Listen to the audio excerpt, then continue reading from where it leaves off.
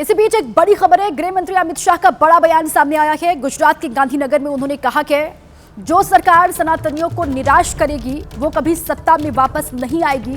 ये गृह मंत्री की ओर से कहा गया है। सनातन धर्म को उचित महत्व दे।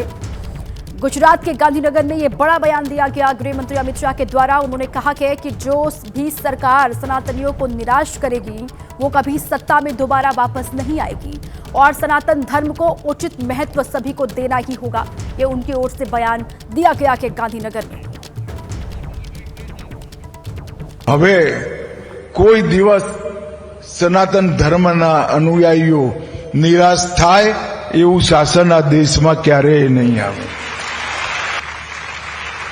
આઝાદી થયા પછી સનાતન ધર્મના અનેક સંપ્રદાયોના સૌ અનુયાયીઓ રાહ જોતા હતા કે એક એવી સરકાર આવે જે આપણા સનાતન ધર્મને મહત્વ આપી એના આધાર પર દેશ ચલાવવાની।